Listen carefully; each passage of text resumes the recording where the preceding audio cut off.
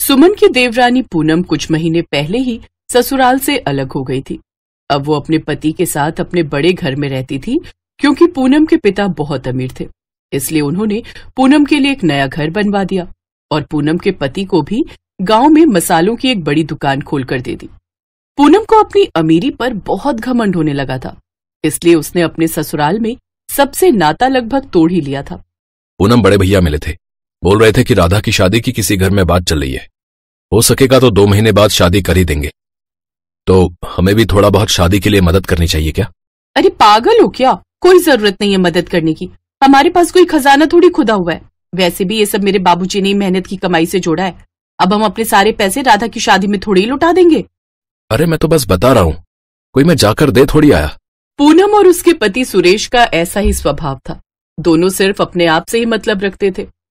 सुरेश को अपनी छोटी बहन की शादी की जिम्मेदारियों से कोई मतलब नहीं था। वो तो बस पूनम के कहे अनुसार ही चल रहा था। इधर बड़ा भाई नरेश और भाभी सुमन दोनों ही राधा की शादी के लिए थोड़ा थोड़ा करके पैसे जमा कर रहे थे। सुनो जी, मैं सोच रही थी इस बार हम घर में गणेश चतुर्थी उत्सव मनाते हैं। मैं भगवान गणेश की मूर्ति बनाकर उनकी सेवा करना चाहती हूँ। मैं उनसे प्रार्थना करूंगी कि हमारी राधा की शादी अच्छे से हो जाए। मैं जानती हूँ गणेश चतुर्थी उत्सव में 10 दिन तक जब भगवान गणेश को स्थापित करो तो वो हमारी सभी मनोकामनाओं को पूरा करते हैं। गणपति बप्पा अपने भक्तों की मुंह मांगी इच्छा को रात को पूरा करते हैं। ठीक है सुमन, जैसी तुम्हारी इच्छा। तुम्हारा अगर मन है कि तुम इस साल गणेश चतुर्थी उत्सव करना चाहती हो तो ऐसा ही होगा। हम सब गणेश पूजा में तुम्हें सहयोग देंगे। सुमन भाभी, आप और भैया मेरे लिए कितना सोचते हो। और एक तरफ पूनम भाभी और सुरेश भैया को देखो, मैं उनकी सगी बहन हूँ, फिर भी वो मेरे से इतना पराया व्यवहार क्यों करते हैं? अरे तू उनकी छोड़, सुरेश पर तो अमीरी का रंग चढ़ गया है। पूनम को अपनी अमीरी का घमंड है। उन दोनों से उम्मीद करना बेकार है। राधा, तुम चिंता मत करो। तुम्हारे भैया और मैं तुम्हारी शादी के लिए कुछ न कुछ इंतजाम जरूर कर लेंगे। और मैंने सोचा है इस बार हम गणेश चतुर्थी उत्सव की तैयारी करें। भगवान गणेश तुम्हारे जीवन को सुखों से भर देंगे। क्या तुम गणेश जी की मूर्ति बनाने में मेरी मदद करोगी? हाँ भाभी, क्यों नहीं। मैं आपकी गणेश जी की मूर्ति बनाने में मदद जरूर करूंगी। आप भी तो मेरे लिए कितना कुछ करते हो। मैं आज ही बढ़िया मूर्ति बनाने की मिट्टी लेकर आऊंगी। रुको, तुम अकेले नहीं जाना, मैं भी तुम्हारे साथ चलूंगी। हम दोनों मिलकर चलेंगे। सुमन और राधा दोनों ननद भाभी में बहुत प्यार था। दोनों मिलकर काम में एक दूसरे का हाथ बटाती थी। इस बार भी गणेश चतुर्थी उत्सव के लिए दोनों एक दूसरे का साथ देती हैं। सुमन और राधा मूर्ति बनाने के लिए मिट्टी लाती हैं और बहुत सुंदर गणेश जी की मूर्ति बनाकर तैयार करती हैं। जब ये बात पूनम को पता चलती है कि इस बार सुमन अपने घर में गणेश जी बिठाने वाली है, तो वो भी उसकी देखा देखी गणेश जी बिठाने के बारे में सोचती है। सुमन ने तो मिट्टी के गणेश जी बनाए थे, पर पूनम दिखावे के लिए सोने के गणेश जी खरीद कर लाती है और जानबूझकर सबके सामने चिल्लाकर बोलती है, अरे मैं तो सोने के गणेश जी लाई हूँ, सोने के। इस बार मैं भी गणेश जी को घर में बिठाने वाली हूँ, वो भी सोने के गणेश जी।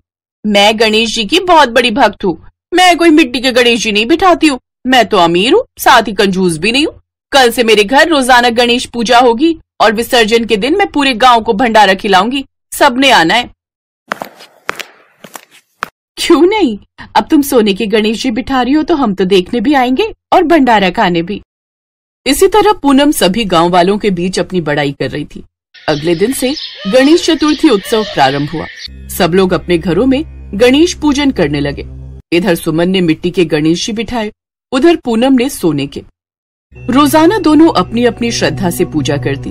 सुमन की पूजा में निस्वार्थ भावना थी, वो भक्ति के साथ पूजा करती थी। इधर पूनम की पूजा दिखावे की थी, वो तो सिर्फ लोगों को दिखाने के लिए ही गणेश जी की पूजा करती थी।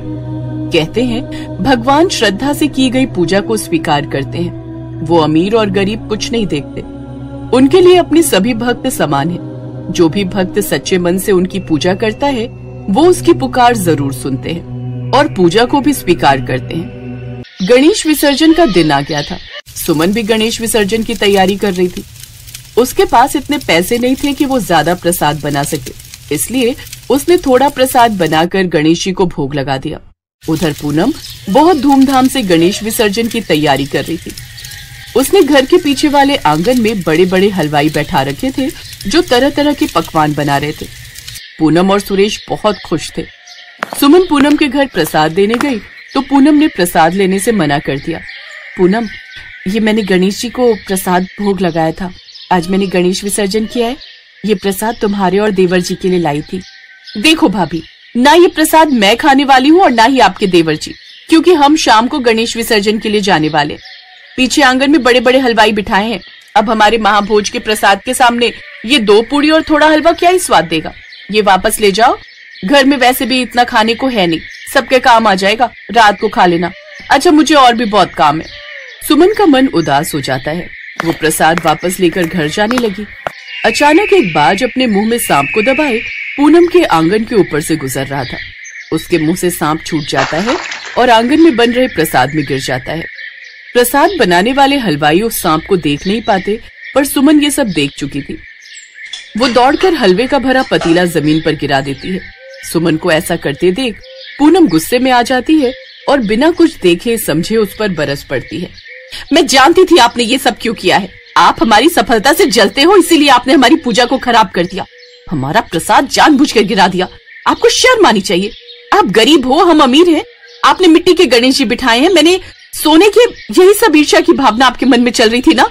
सुमन की आंखों में आंसू आ जाते हैं। वो घबराहट में कुछ कह पाती, इससे पहले ही हलवाई चिल्ला पड़ता है। अरे सांप, हलवे में मरा हुआ सांप था। इस बहन ने तो सबकी जान बचा ली। अच्छा हुआ हलवे को गिरा दिया। सांप? हलवे में मरा हुआ सांप था? इसीलिए मैंने इस हलवे को बिना देर किए गिरा दिया ताकि कोई इसे खा न ले। मुझे जो सही लगा मैंने जल्दी जल्दी में वही किया। माफ करना पूनम। भाभी, माफी तो मुझे मांगनी चाहिए। मैंने अनजाने में आपको कितना गलत बोल दिया। गलत तो मैं हूँ। शायद गणपति बप्पा मेरे से इसीलिए नाराज हो गए और मेरा भोग उन्होंने स्वीकार नहीं किया। भोग खंडित हो गया। मुझे माफ कर दो भाभी। नहीं, ऐसे माफी मत मांगो पूनम। तुम मेरी छोटी बहन की तरह हो और गणपति बप्पा कभी किसी से नाराज नहीं होते। हम प्रसाद दोबारा बना लेंगे। अभी तो विसर्जन में समय है। चिंता मत करो पूनम बहन, हम दोबारा प्रसाद बना लेंगे। गणपति बप्पा का लाख लाख शुक्र है कि किसी को कोई हानि नहीं हुई। सुमन भाभी, मुझे भी माफ कर दो। गणपति बप्पा ने हमें सही राह दिखाई है। ये गणपति बप्पा का ही इशारा है कि हम कितना गलत कर रहे थे। हम अपने को ही छोड़कर बैठे थे। पूनम और सुरेश दोनों अपने परिवार से माफी मांगते हैं। सब एक साथ मिलकर गणेश चतुर्थी का उत्सव मनाते हैं। गणेश विसर्जन करते हैं। कुछ समय बाद वही हुआ जिसकी कामना सुमन कर रही थी। राधा की शादी में उसके दोनों भाई दोनों भाभियां मिलकर सहयोग दे रही थी।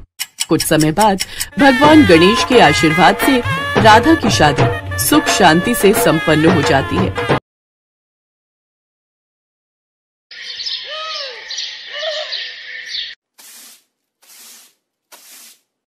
हाय मेरी कमर, मेरी तो किस्मत ही फूट गई। बड़ा घर बोलकर शादी करा दी। यहाँ ना तो कोई ननद है, ना जेठानी और ना देवरानी। सारा काम मुझे अकेली जान पर ही थोप दिया है। और मुझे तो ये समझ नहीं आता कि सिर्फ 3 लोगों के रहने के लिए इतना बड़ा घर बनवाने की आखिर जरूरत ही क्या थी। ये कहानी है पायल की, जिसकी शादी 1 महीने पहले संतोष के साथ हुई। संतोष दुर्गापुर में अपने माता पिता के साथ रहता था। खास बात ये थी कि जहाँ संतोष रहता था उससे बस आधा किलोमीटर दूर ही माँ दुर्गा का एक बहुत बड़ा मंदिर था। लोग दूर दूर से उस मंदिर में मन्नतें मांगने आते थे। संतोष से शादी करके पहले तो पायल बहुत खुश थी, लेकिन जब उसे पता चला कि इतने बड़े घर का सारा काम उसे अकेले ही करना है तो वो चिढ़ने लगी। फिर ठीक उसी वक्त, बहू हो गई झाड़ू। ओहो, अब ये नाश्ते के लिए कहेंगी। मैं तो झाड़ू लगाते लगाते ही थक गई और अब जाकर नाश्ता भी बनाना पड़ेगा। अरे हो गया, बस आ जाओ, नाश्ता कर लो। हैं? अब आपने बनाया नाश्ता? हाँ, आलू के परोठे बनाए हैं। मैंने सोचा मेरी बहू बेचारी सुबह से झाड़ू लगा रही है तो क्यों ना मैं ही नाश्ता बना दूं आज। अरे माँ जी, मैं बना देती ना। क्यों? मैंने बना दिया तो क्या हो गया? चलो हाथ मुंह धो लो और आ जाओ, सब नाश्ते पर तुम्हारा इंतजार कर रहे हैं। अपनी सास की बात सुनकर पायल मुस्कुरा दी।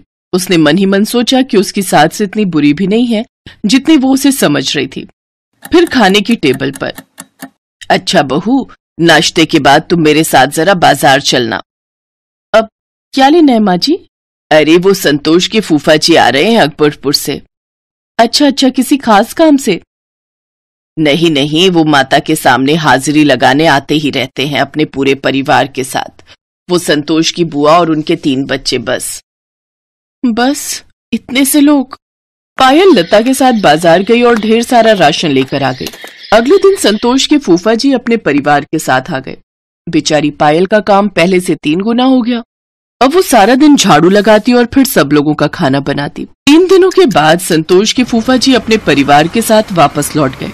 लेकिन पायल को क्या पता था कि उनके जाने के 2 दिन बाद ही लता की बहन का परिवार माता के दर्शनों के लिए आ धमकेगा। हे भगवान, ये घर है या धर्मशाला? जिसे देखो वो मुंह उठाकर चला आ रहा है, वो भी पूरे खानदान के साथ। इनका क्या है, बहू ये बना दो वो बना दो, आफत तो मेरी है ना। पूरे 1 हफ्ते तक लता की बहन के परिवार की सेवा करते करते बेचारी पायल हाँफ गई। और फिर जब वो सब वापस गए तब जाकर लता ने राहत की सांस ली। लेकिन फिर जैसे ही उसने कमर सीधी करने की कोशिश की कि तभी उसकी सास का फोन बज उठा। अरे लता, कैसी हो? नमस्ते मामी जी, मैं पायल बोल रही हूँ। अरे वाह बहू रानी, कैसी हो? अच्छा एक काम करो, लता को बता देना कि मेरे गांव से हम 8 लोग कल आ रहे हैं। बहुत दिन हो गए माता जी के दर्शन किए, दर्शन भी हो जाएंगे और तुम लोगों से मुलाकात भी हो जाएगी। संतोष की मामी की बात सुनते ही पायल बेचारी वहीं बेहोश होकर गिर पड़ी। अगले दिन पूरे 8 लोग पायल के घर पहुंच गए। ऐसा लग रहा था जैसे सब लोग अपनी घर गृहस्थी छोड़कर कहीं तीर्थ यात्रा पर निकले हों। अब तो बेचारी पायल का सारा दिन उन्हीं लोगों के लिए खाना बनाने में लगी रहती। बड़ी मुश्किल से 3 दिन गुजरे। फिर पायल को पता चला कि सारे लोग अगले दिन जाने वाले हैं, तो उसकी जान में जान आई। लेकिन तभी अचानक जोरों की बारिश शुरू हो गई। सुषमा की फरमाइश पर बेचारी लता ने सबके लिए पकौड़े तले और मन ही मन सोचने लगी, हे दुर्गा माता, मेरी मन्नत भी पूरी कर दो, भगा दो इन सबको यहाँ से, वरना मैं भाग जाऊंगी यहाँ से। पायल उन सबको भेजने की दुआ कर रही थी, पर दुर्गा माँ ने तो कुछ और ही सोच कर रखा था। बारिश रुकने का नाम ही नहीं ले रही थी। नतीजा पूरे इलाके में बाढ़ आ गई और अब कोई चाह कर भी कहीं नहीं जा सकता था। माँ जी, रसोई में राशन के सारे डिब्बे खाली हो गए, अब क्या होगा? हैं? ध्यान से देख बहू, कुछ तो होगा। कुछ नहीं है माँ जी, अब हम क्या खाएंगे और क्या खिलाएंगे इस बारात को? ये तो बड़ी समस्या हो गई। चलो रसोई में चलो, करते हैं कुछ। रसोई में जाकर लता ने माँ दुर्गा का नाम लिया और जैसे ही उसने पहला डिब्बा खोला तो वो चावलों से पूरी तरह भरा हुआ था। दूसरे डिब्बे में राजमा भरे हुए थे। अपनी आंखों के सामने इतना बड़ा चमत्कार देखकर पायल का मुंह खुला का खुला रह गया। देखा बहू, माँ का चमत्कार। वो भी चाहती हैं कि हमारी ये धर्मशाला कभी बंद ना हो। और अब वो दोनों मिलकर हंसी खुशी सबके लिए खाना बना रही थी।